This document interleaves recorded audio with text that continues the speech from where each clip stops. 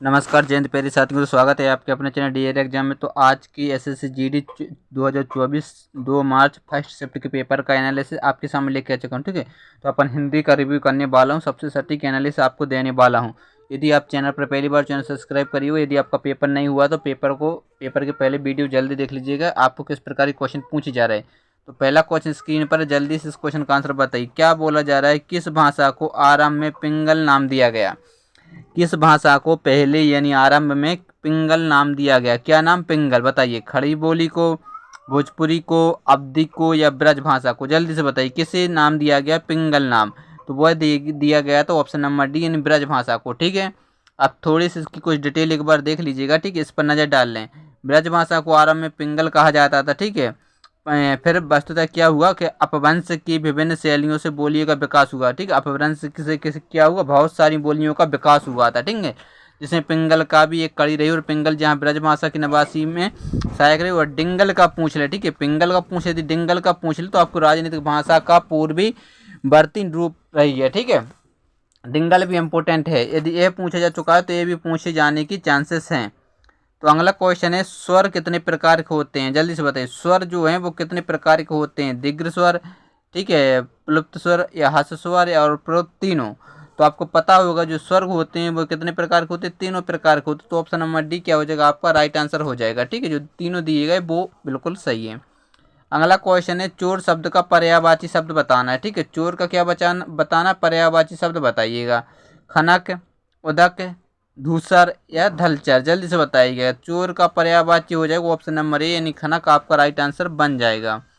अब बढ़ते हैं अगले क्वेश्चन की ओर, उससे पहले एक बार इसकी डिटेल पढ़ लीजिए। देखिए, खनक जो है भाई चोर का क्या पर्यायवाची है?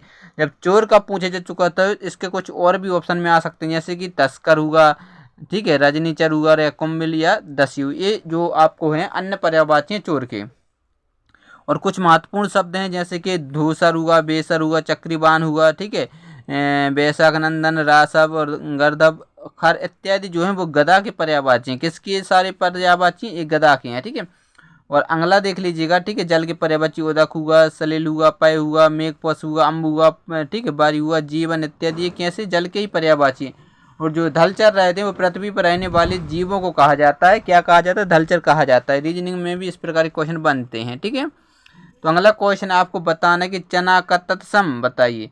चना का तत्सम रूप बताना है, जल्दी से बताइएगा। चना का तत्सम रूप, चड़क, चड़क या चड़ाक?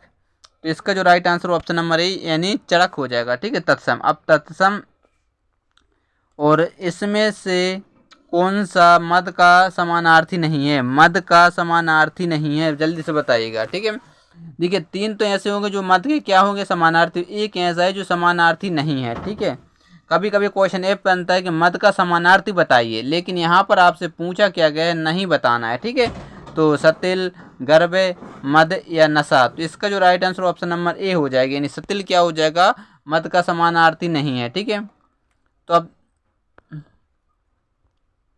चलिए, अब आपको बताना है इनमें से एक वाक्य अशुद्ध है वह बताना है। देखिए, 4 वाक्य दिए गए ए बी सी डी, तो इनमें से एक क्या होगा, अशुद्ध होगा, और 3 क्या होंगे, जल्दी से बताइए। 3 आपके शुद्ध होंगे, तो आपको उस अशुद्ध वाक्य को छांटना है। तो देखिए, मैं दर्शन करने आया हूँ, मैं अपनी बात का स्पष्टीकरण करने के लिए तैयार हूँ।